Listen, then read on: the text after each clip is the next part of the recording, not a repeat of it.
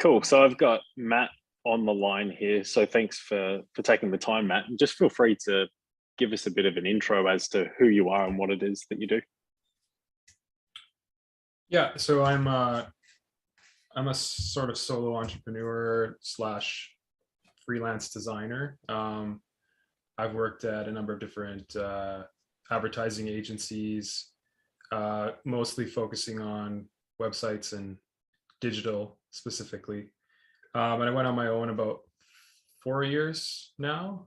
Started my own consultancy, and up until recently, I was just sort of doing a lot of overflow work from agencies, a lot of hourly freelance projects for random clients and random referrals and random people that are looking to just get websites or any types of projects done. No marketing, no real game plan, just kind of winging things. It was, just basically just hoping that I'm going to get a gig after the next one sort of ends. So yeah, that was sort of my life in a nutshell, a little bit, maybe 6 months to a year ago. And I mean, it wasn't all doom and gloom because obviously you built a lot of like value in your network, and obviously you were moving at a pretty good speed. So it wasn't exactly terrible, but it was more the inconsistencies and like the knowing of, like the relationships I've got at the moment are the thing holding stuff up, I suppose. So like take me through what did you feel like based on that scenario that you felt like why did you think Profitable Designer would be a good fit? Yeah, so I think the big thing was I was looking for more of a system or sort of a series of systems that would sort of take me from specifically from sort of a freelancer role to more of a business specifically, like going from, the idea of freelancing is sort of this just idea where you're going from company to company and just kind of, getting the work sort of doesn't really, the work is not super fulfilling and the work is sort of just ad hoc and you just take what you can get to pay the bills. Essentially, that's sort of what, from my perspective, it was like. So I was sort of looking for something that was a little bit more systematized and something I can kind of take with and run and sort of charge more for what value I'm providing. Especially when I thought about it from perspective, I have a lot of skills that I've developed over the years. I'm a little bit, because I've been in the business for a while, a lot of those skills are maybe a little bit,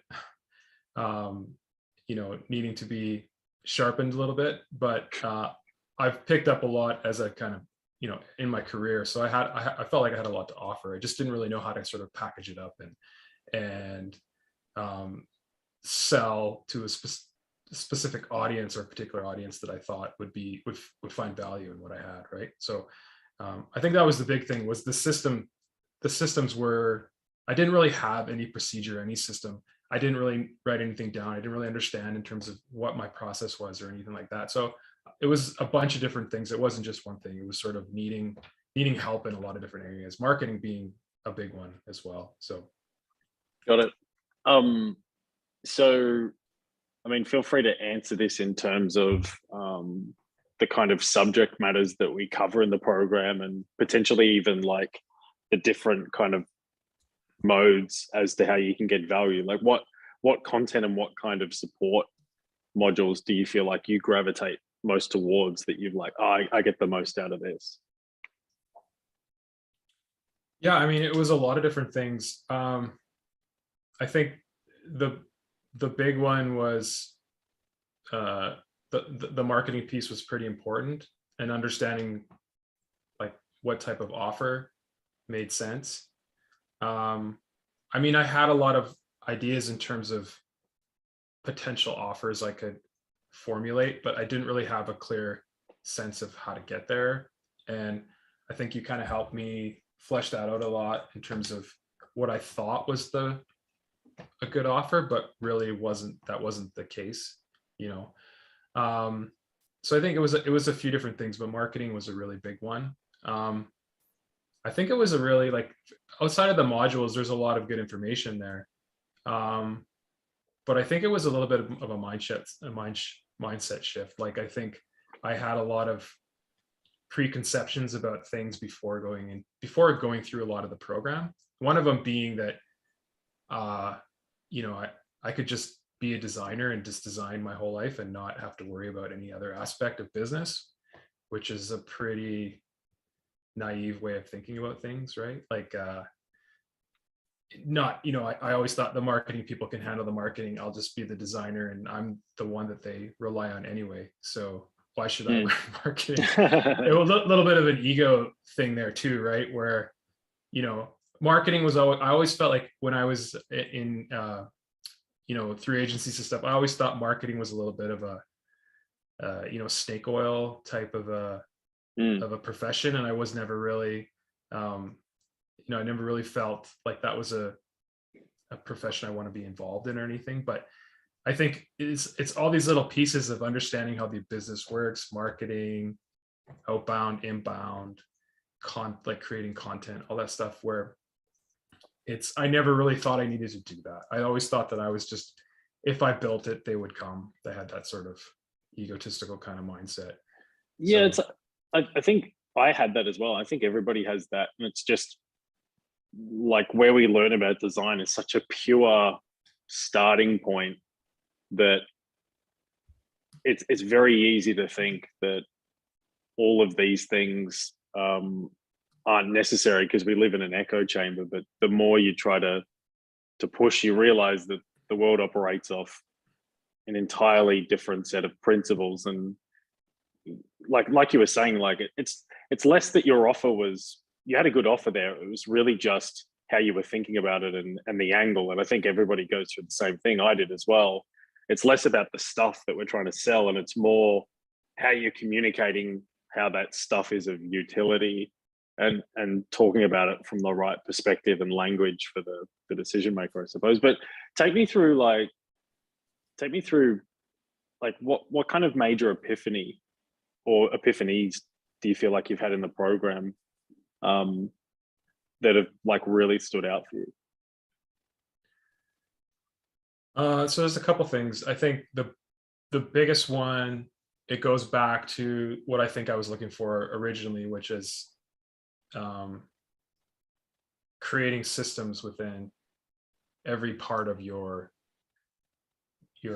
business and your life as well. I feel like I had a really bad work-life balance. I would work crazy hours as soon as I got a project, and then I would like maybe not try to get any more work, or just sit on my laurels for a while and then hope somebody else would get in touch with me, and then I'd be back to that same cycle again. What I think has really helped me is just writing things down, and just every morning having a little bit of a plan, having a plan in the morning, having a plan weekly. So I write up, like, I have a few, 2 or 3 like broader goals that I write weekly I want to get to achieve, based off of projects, based off of marketing, based off of business, and then monthly as well. So I try to keep them within like a short term, mid-term, and then even like longer term, which is something I never really even thought about doing, right? And I think even just the whole idea of just writing things down, like you constantly talk about creating these, you know, your day, engineering your days, you know, you finances, everything, like writing everything down. And at first I was like, this is just a lot of work. I don't want to be, you know, writing all this stuff down every day and having to, it was just another thing I had to do. Like, it felt kind of like a chore. But after you do it for a while, you realize that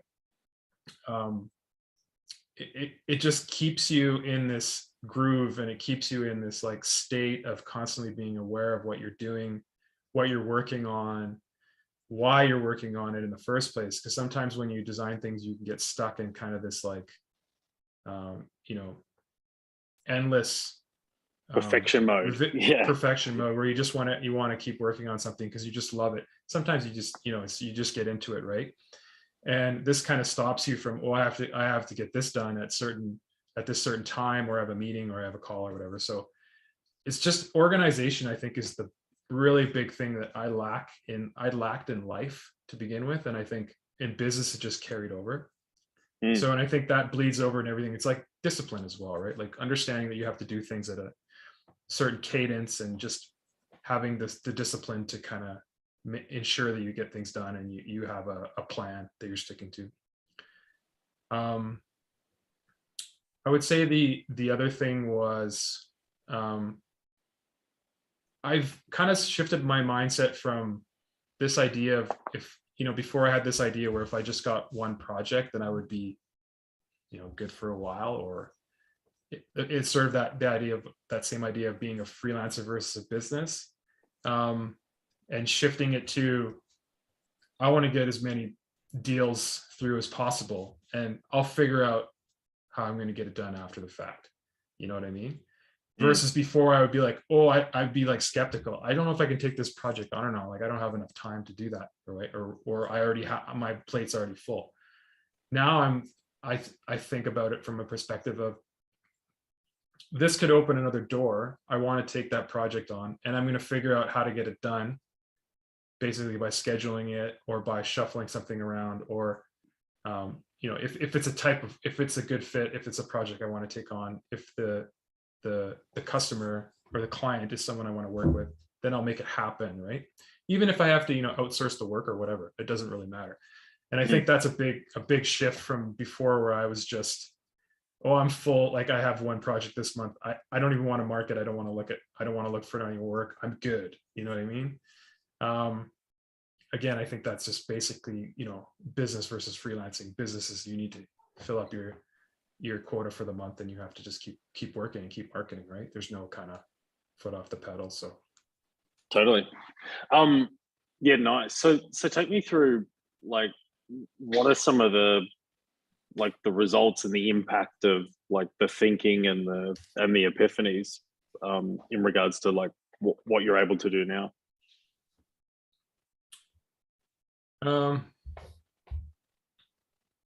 So I think from a results perspective, I've just been more, I've just had a lot of calls and a lot more touch points with people that have been basically opening more doors for me, versus kind of being closed-minded before and not even trying to reach out to people. Like, my network has increased, I think, like 5-fold since I've kind of started just even outreach, right? Like, I think LinkedIn is sort of the biggest platform that I've been using. And not necessarily like so much in terms of sales calls, but more in just terms of my network of opportunity has increased, because I feel like just having like an offer and a website, and having a little bit of a perspective on things, people call me and people reach out to me and say, hey, I've noticed that you're in the digital product space now. That's cool. I have, a client who's looking to do this, or a client who's looking to do that. And before, it was always just, like, I didn't really get that much outreach. I didn't really get that many people, saying, hey, this is cool. Like, I want to know more. I'm interested. So it's kind of like, a little bit of a, like, sticking a flag in the ground and saying, this is what I'm doing now, and just getting a little bit of notice. And in terms of content too, like, I put out some content here and there on LinkedIn. I should be more, I should have better cadence with that, but I get pretty good results from that and pretty good feedback. And I think, from my perspective, I'm really just, I haven't really been implementing a lot of this stuff for that long, but what I have, just the time that I have been doing it, I've noticed great results. And I mean, I haven't really done too much in terms of tweaked anything from sort of an offer, like from sort of a fulfillment perspective or execution. I've just changed a few things in terms of how I kind of bill for it, charge for it, and in the proposal process a little bit. So it's been, I think it's just been sort of a better, it feels like I'm getting more better feedback and better quality clients that are reaching out to me versus before it was kind of just like, shotgun approach and not really, I have a friend who's a realtor, he needs a website type of thing. Yeah, got it.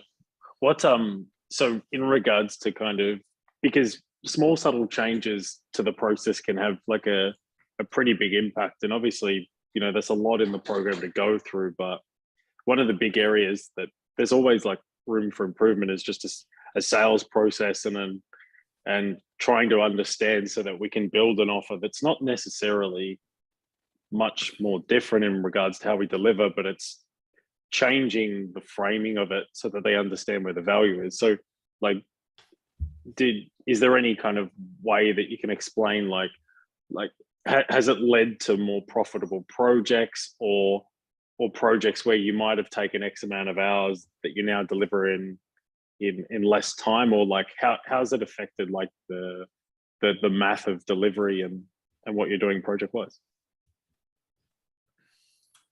Yeah, I think I am implementing a little bit more of a productized offer now.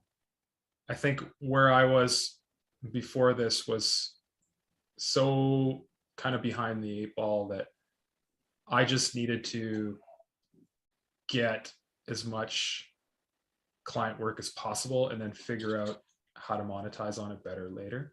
I think I was in the phase where I still didn't really understand what the problem I was solving, or if there even was a problem I was solving.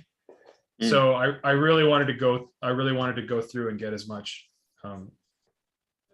client work as possible, and then sort of filter it later on. But I do think that, like I said before, I think that the friction part of the whole sales process has been way less since I've implemented a lot of this. I've had people like call me and they just I'm not even selling to them. It doesn't feel like I'm selling at all. And I think that's key, right? Like I'm not even, and it's really just like you said, like it's diagnosing the problem they have, understanding what it is, and then determining if you can help. And if you can add value there, then figure out how you can charge accordingly for it. Which I think, I had some sales experience beforehand, but I think this has really sort of solidified it a little bit more in terms of, I think, just understanding how I can provide value to clients more.